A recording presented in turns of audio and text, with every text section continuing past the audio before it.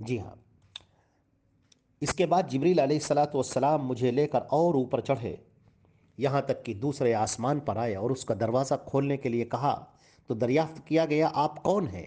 انہوں نے جواب دیا کہ میں جبریل ہوں۔ پھر پوچھا گیا کہ آپ کے ساتھ کون ہیں؟ انہوں نے جواب دیا کہ محمد صلی اللہ علیہ وسلم ہیں۔ پھر پوچھا گیا کیا ان کو بلایا گیا ہے؟ جبریل علیہ السلام نے کہا ہاں انہیں بلایا گیا ہے۔ تب کہا گیا ہم انہیں مرحبا کہتے ہیں، آنے والے کو آنا مبارک ہو۔ اس کے بعد دروازہ کھول دیا گیا۔ میں جب اندر داخل ہوا تو وہاں میرے سامنے یحییٰ اور عیسیٰ علیہ السلام تھے جو آپس میں خالہ زاد بھائی ہیں۔ وہاں پر جبریل علیہ السلام نے مجھ سے کہا یہ یحییٰ اور عیسیٰ ہیں، آپ انہیں سلام کیجئے۔ میں نے ان دونوں کو سلام کیا تو ان دونوں نے میرے سلام کا جواب دیا۔ پھر ان دونوں نے کہا ہم لوگ اپنے نیک بھائی اور نیک نبی کو خوش آمدید کہتے ہیں تیسرے آسمان پر۔ اس کے بعد جبریل علیہ السلام مجھے لے کر تیسرے آسمان پر پہنچے اور دروازہ کھولنے کے لیے کہا تو دریافت کیا گیا کہ آپ کون ہیں؟ انہوں نے جواب دیا کہ میں جبریل ہوں۔ پھر پوچھا گیا آپ کے ساتھ کون ہے؟ انہوں نے بتایا کہ میرے ساتھ محمد صلی اللہ علیہ وسلم ہیں۔ پھر پوچھا گیا کیا انہیں بلایا گیا ہے؟ جبریل علیہ السلام نے جواب دیا کہ ہاں انہیں بلایا گیا ہے۔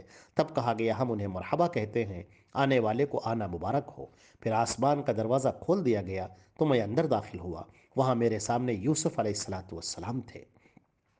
جبریل علیہ السلام نے کہا یہ یوسف ہیں، آپ انہیں سلام کیجئے۔ میں نے انہیں سلام کیا تو انہوں نے سلام کا جواب دیا اور کہا نیک بھائی اور نیک نبی کو مرحبا ہو۔ یوسف علیہ السلام وہ شخص ہیں جنہیں اللہ تعالیٰ نے دنیا کا آدھا حسن عطا فرمایا تھا۔ اس کے بعد جبریل علیہ السلام مجھ کو لے کر اوپر چڑھے، یہاں تک کہ چوتھے آسمان پر پہنچے اور اسے کھولنے کے لیے کہا تو دریافت کیا گیا کہ آپ کون ہیں؟ انہوں نے جواب دیا کہ میں جبرائیل ہوں۔ پھر پوچھا گیا آپ کے ساتھ کون ہیں؟ انہوں نے جواب دیا کہ محمد صلی اللہ علیہ وسلم ہیں۔ پھر پوچھا گیا کیا ان کو بلایا گیا ہے؟ جبریل علیہ السلام نے جواب دیا کہ ہاں انہیں بلایا گیا ہے۔ تب کہا گیا کہ ہم انہیں مرحبا کہتے ہیں، آنے والے کو آنا مبارک ہو۔ پھر آسمان کا دروازہ کھول دیا گیا۔ میں اندر داخل ہوا تو وہاں میرے سامنے ادریس علیہ السلام تھے۔ جبریل علیہ السلام نے کہا یہ ادریس ہیں، آپ انہیں سلام کیجئے۔ میں نے انہیں سلام کیا تو انہوں نے میرے سلام کا جواب دیا اور کہا نیک بھائی اور نیک نبی کو مرحبا ہو۔ اس کے بعد جبریل علیہ السلام مجھے لے کر اوپر چڑھے، یہاں تک کہ پانچویں آسمان پر پہنچے اور دروازہ کھولنے کے لیے کہا تو دریافت کیا گیا کہ آپ کون ہیں؟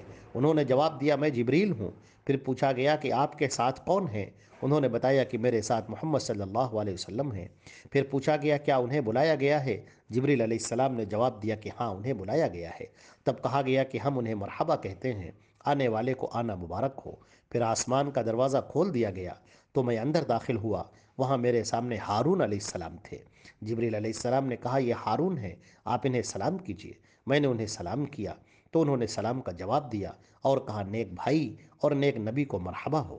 اس کے بعد جبریل علیہ السلام مجھے لے کر اوپر چڑھے، یہاں تک کہ چھٹے آسمان پر پہنچے اور دروازہ کھولنے کے لیے کہا تو دریافت کیا گیا کہ آپ کون ہیں؟ انہوں نے جواب دیا کہ میں جبریل ہوں۔ پھر پوچھا گیا کہ آپ کے ساتھ کون ہیں؟ انہوں نے بتایا کہ میرے ساتھ محمد صلی اللہ علیہ وسلم ہیں۔ پھر پوچھا گیا کیا انہیں بلایا گیا ہے؟ جبریل علیہ السلام نے کہا ہاں انہیں بلایا گیا ہے۔ تب کہا گیا ہم انہیں مرحبا کہتے ہیں، آنے والے کو آنا مبارک ہو۔ پھر آسمان کا دروازہ کھول دیا گیا تو میں اندر داخل ہوا۔ وہاں میرے سامنے موسیٰ علیہ السلام تھے۔ جبریل علیہ السلام نے کہا یہ موسیٰ ہیں، آپ انہیں سلام کیجئے۔ میں نے انہیں سلام کیا تو انہوں نے سلام کا جواب دیا اور کہا نیک بھائی اور نیک نبی کو مرحبا ہو۔ جب میں وہاں سے آگے بڑھا تو موسیٰ علیہ السلام رونے لگے۔ ان سے دریافت کیا گیا کہ آپ کس وجہ سے رو پڑے؟ تو آپ نے فرمایا میرے رونے کی وجہ یہ ہے کہ ایک نوجوان کو میرے بعد نبی بنا کر بھیجا گیا، لیکن جنت میں داخل ہونے والے اس کے امتیوں کی تعداد میری امت سے زیادہ ہوگی۔ پھر جبریل علیہ الصلاۃ والسلام مجھے لے کر ساتویں آسمان پر پہنچے اور دروازہ کھولنے کے لیے کہا تو دریافت کیا گیا آپ کون ہیں؟ انہوں نے جواب دیا میں جبریل ہوں۔ پھر پوچھا گیا آپ کے ساتھ کون ہیں؟ انہوں نے بتایا میرے ساتھ محمد صلی اللہ علیہ وسلم ہیں۔ پھر پوچھا گیا کیا انہیں بلایا گیا ہے؟ جبریل علیہ السلام نے کہا ہاں انہیں بلایا گیا ہے۔ تب کہا گیا ہم انہیں مرحبا کہتے ہیں، آنے والے کو آنا مبارک ہو۔ پھر آسمان کا دروازہ کھول دیا گیا۔ جب میں اندر داخل ہوا تو وہاں میرے سامنے ابراہیم علیہ الصلاۃ والسلام تھے۔ جبریل علیہ السلام نے کہا یہ آپ کے دادا ابراہیم علیہ السلام ہیں، آپ انہیں سلام کیجئے۔ میں نے انہیں سلام کیا تو انہوں نے سلام کا جواب دیا اور کہا نیک فرزند اور نیک نبی کو مرحبا ہو۔ وہاں آپ نے حضرت ابراہیم علیہ السلام کو بیت المعمور سے ٹیک لگائے بیٹھے ہوئے دیکھا تھا۔ آپ صلی اللہ علیہ وسلم نے حضرت ابراہیم سے سلام کیا، انہوں نے جواب دیا اور نیک بھائی کے بجائے نیک فرزند اور نیک نبی کہہ کر آپ کو مرحبا کیا۔ پھر ابراہیم علیہ الصلاۃ والسلام نے فرمایا، اے محمد، آپ اپنی امت کو میرا سلام پہنچائیے اور انہیں بتلائیے کہ جنت کی مٹی بہت پاکیزہ اور پانی بہت میٹھا ہے، لیکن وہ چٹیل میدان ہے، ان کو اس میں پودے لگانا ہے، اور جنت کے پودے سبحان اللہ، الحمدللہ، لا الہ الا اللہ، اللہ اکبر اور لا حول ولا قوت الا باللہ ہے۔ اس کے بعد مجھے سدرۃ المنتہا تک لے جایا گیا۔ یہاں آپ صلی اللہ علیہ وسلم نے جبریل علیہ السلام کو ان کی اصلی شکل میں سبز خوبصورت باریک ریشمی جوڑے میں دیکھا۔ ان کے 600 بازو تھے اور ان بازوؤں سے در اور یاقوت جھڑ رہے تھے۔ پھر اس پر ایک عجیب سما طاری ہو گیا۔ اس درخت کے پھل مقام ہجر کے مٹکوں کے مانند تھے اور اس کے پتے ہاتھی کے کان جیسے تھے۔ جبریل علیہ السلام نے بتایا، یہ سدرۃ المنتہا ہے۔ وہاں 4 نہریں بھی تھیں، 2 نہریں باطنی اور 2 نہریں ظاہری تھیں۔ میں نے دریافت کیا، اے جبریل، یہ کیا ہے؟ انہوں نے بتایا، یہ دونوں باطنی نہریں جنت کی نہریں ہیں اور یہ ظاہری نہریں نیل اور فرات ہیں۔ پھر آپ صلی اللہ علیہ وسلم کو مزید اوپر لے جایا گیا، جہاں قلم کی چرچراہٹ سنائی دے رہی تھی۔ قلم کی چرچراہٹ سنائی دینے کا جو مطلب ہے، اس کا مطلب یہ ہے کہ اللہ کے فیصلے، وحی اور تقدیر وغیرہ لکھنے سے قلم کی چرچراہٹ سنائی دیتی تھی۔ قلمیں رب کائنات کے حکم سے کائنات کے حوادث اور واقعات کو تحریر میں لانے میں مصروف کار تھیں۔ اس سے اہم ترین ایک مسئلہ یہ معلوم ہوتا ہے کہ رب کریم اللہ جل جلالہ جل سبحانہ و تعالی 7 آسمانوں کے اوپر اپنی مخلوق سے بالکل الگ اپنے عرش پر ہے۔ آج مسلمانوں کی بہت ساری اکثریت اس معاملے میں گمراہی کا شکار ہے۔ جب ان سے سوال کیا جاتا ہے کہ اللہ کہاں ہے، تو وہ کوئی تو یہ کہتا ہے کہ اللہ ہر دل میں ہے، اور کوئی کہتا ہے اللہ ہر جگہ ہے، اور کوئی کہتا ہے ہر مومن بندے کے دل میں ہے۔ یہ ساری باتیں غلط ہیں اور یہ بالکل درست نہیں ہے۔ صحیح مسلم کے اندر روایت ہے، اللہ کے نبی صلی اللہ علیہ وسلم نے ایک باندی سے پوچھا، اللہ کہاں ہے؟ تو اس نے جواب دیا، آسمانوں کے اوپر ہے، اور پھر آپ نے اسے ایمان والی قرار دیا۔ اس حدیث سے معلوم ہوتا ہے کہ اللہ کے جواب میں یہ کہنا کہ اللہ ہر جگہ ہے یا ہر مومن کے دل میں ہے، یہ بات بالکل غلط ہے۔ اہل سنت والجماعت اور سلف صالحین کا عقیدہ یہ ہے کہ اللہ تعالیٰ 7 آسمانوں کے اوپر اپنی مخلوق سے الگ اپنے عرش کے اوپر ہے، اور یہ بلندی اللہ تعالیٰ کو اپنی ذات کے اعتبار سے حاصل ہے اور اپنے غلبے کے اعتبار سے حاصل ہے، الحمدللہ، اور اپنی شان کے اعتبار سے حاصل ہے۔ اللہ رب العزت نے قرآن پاک میں کئی جگہوں پر، تقریباً 7 جگہوں پر اپنے عرش پر مستوی ہونے کا تذکرہ کیا ہے۔ بہرحال اس کے بعد روایت آگے بڑھتی ہے، پھر میرے سامنے بیت معمور کو پیش کیا گیا۔ اس کے بعد میرے سامنے ایک برتن میں شراب، ایک برتن میں دودھ اور ایک برتن میں شہد لایا گیا، تو میں نے دودھ کو لے لیا۔ جبریل علیہ السلام نے کہا، یہ فطرت ہے جس پر آپ اور آپ کی امت ہے۔ اس کے بعد مجھ پر ہر دن 50 وقت کی صلاتیں یعنی نمازیں فرض کی گئیں۔ ان فرض نمازوں کے ساتھ جب میں واپس ہوا تو موسیٰ علیہ السلام کے پاس سے گزرا۔ موسیٰ علیہ السلام نے کہا کہ اللہ کی جانب سے کیا حکم ملا؟ میں نے انہیں بتایا کہ ہر دن 50 وقت کی نماز کا حکم ملا ہے۔ موسیٰ علیہ السلام نے کہا، آپ کی امت ہر وقت 50 وقت کی نماز ادا کرنے کی طاقت نہیں رکھتی۔ آپ نے اس امت کی بڑی خیر خواہی کی۔ آپ نے نبی کریم صلی اللہ علیہ وسلم سے عرض کیا کہ میں نے آپ سے پہلے لوگوں کا تجربہ کیا ہے اور بنی اسرائیل کی اصلاح کی ہے، بہت بہت کوششیں کی ہیں۔ آپ اپنے رب کے پاس واپس جائیے اور اپنی امت کے لیے اس میں کچھ تخفیف کیجیے سوال۔ جب میں واپس اللہ کے پاس گیا تو 10 صلاتیں کم کر دی گئیں۔ پھر جب میں واپس گیا موسیٰ علیہ السلام کے پاس تو انہوں نے اپنی بات پہلی والی پھر دہرائی۔ میں پھر واپس گیا تو مزید 10 وقت کی صلاتیں کم کر دی گئیں۔ واپسی میں جب حضرت موسیٰ کے پاس سے گزرا تو انہوں نے پھر وہی بات دہرائی۔ میں اپنے رب کے پاس واپس گیا تو مزید 10 وقت کی صلاتیں کم کر دی گئیں۔ پھر واپسی میں جب موسیٰ علیہ السلام کے پاس سے گزرا تو انہوں نے پھر وہی بات دہرائی۔ میں اپنے رب کے پاس گیا تو مزید 10 صلاتیں کم کر دی گئیں اور مجھے روزانہ 10 وقت کی صلاتوں کا حکم دیا گیا۔ پھر واپسی میں جب موسیٰ علیہ السلام کے پاس پہنچا تو انہوں نے پھر اپنی بات دہرائی۔ پھر میں واپس اپنے رب کے پاس گیا تو مجھے روزانہ 5 وقت کی صلات کا حکم ملا۔ پھر واپسی میں جب موسیٰ علیہ السلام کے پاس سے میرا گزر ہوا تو انہوں نے دریافت کیا کہ کیا حکم ملا ہے۔ میں نے بتایا کہ روزانہ 5 وقت کی صلاۃ کا حکم ہے۔ انہوں نے کہا آپ کی امت روزانہ 5 وقت کی صلاتوں کی طاقت نہیں رکھتی ہے۔ میں نے آپ سے پہلے کے لوگوں کے تجربے کیے ہیں، بنی اسرائیل کی اصلاح اور تبدیلی کی کوششیں کی ہیں۔ آپ واپس جا کر اپنی امت کے لیے مزید تخفیف کی درخواست کیجیے۔ تو اللہ کے رسول صلی اللہ علیہ وسلم نے فرمایا بار بار جاتے اور یہ کم کرنے کا سوال کرتے ہوئے میں شرمندہ ہو گیا ہوں۔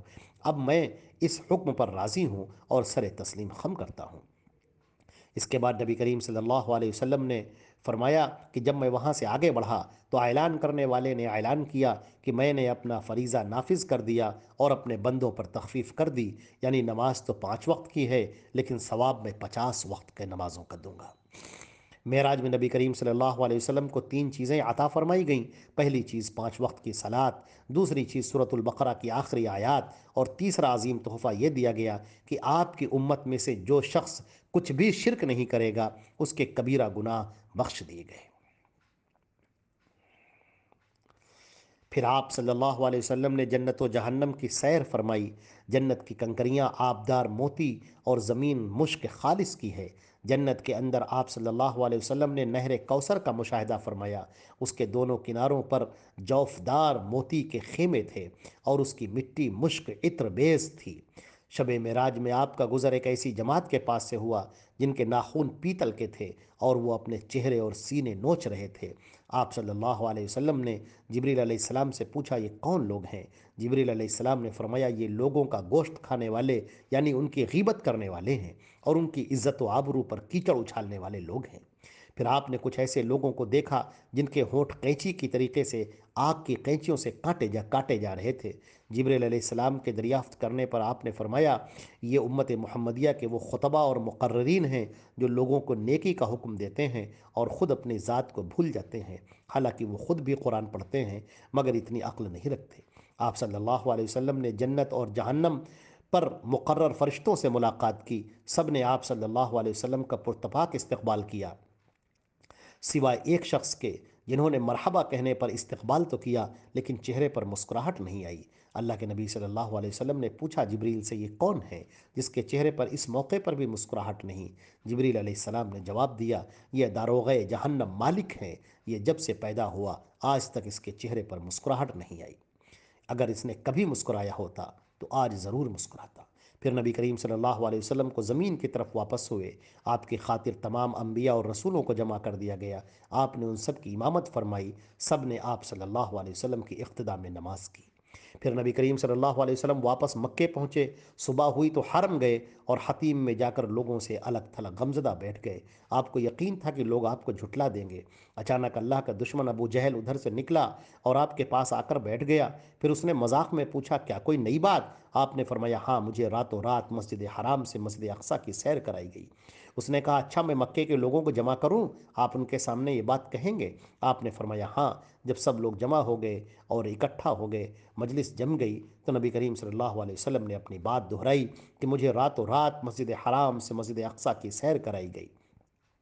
یہ سننا تھا کہ لوگوں میں ایک شور مچ گیا، کسی نے مذاق اڑایا، کسی نے سیٹی بجائی، کسی نے حیرت سے اپنے سر پر ہاتھ رکھ لیا اور لوگوں نے طرح طرح کی باتیں کرنی شروع کیں۔ اور پھر اس میں کچھ لوگوں نے یہ بھی سوال کرنا شروع کیا کہ بیت المقدس کیسا تھا۔ چنانچہ انہوں نے جب سوال کرنا شروع کیا تو اللہ کے نبی صلی اللہ علیہ وسلم کو سخت تکلیف ہوئی، کیونکہ راستے میں جب آدمی سفر سے گزرتا ہے تو اس کی تفصیل کہاں یاد رہتی ہے۔ لیکن اللہ تعالیٰ نے اس مشکل کا حل یہ نکالا کہ بیت المقدس کو آپ کے سامنے لا کر کھڑا کر دیا، اور پھر کفار جو بھی سوال کرتے جاتے آپ اسے دیکھ دیکھ کر بیان کرتے جاتے تھے۔ پھر بھی کفار نے آپ کی سچائی تسلیم نہیں کی، مگر حضرت ابوبکر صدیق رضی اللہ تعالیٰ عنہ کے پاس جب لوگ پہنچے اور ان سے کہا کہ آپ کو معلوم ہے کہ آپ کے ساتھی کیا کہتے ہیں، تو انہوں نے اس کی تصدیق کی اور انہوں نے کہا اگر محمد صلی اللہ علیہ وسلم نے یہ بات کہی ہے تو بالکل سچ ہے، کیونکہ میں تو اس سے بھی بڑی بات کی تصدیق کرتا ہوں۔ چنانچہ آپ کو صدیق کا خطاب عطا ہوا۔ یہ واقع معراج کی یہ تفصیلات تھیں جو صحیح احادیث کی روشنی میں آپ کی خدمت میں پیش کی گئیں۔ باقی تبصرہ انشاءاللہ اور اس کی تفسیر وغیرہ انشاءاللہ بعد میں ہوگی۔ والسلام علیکم ورحمۃ اللہ۔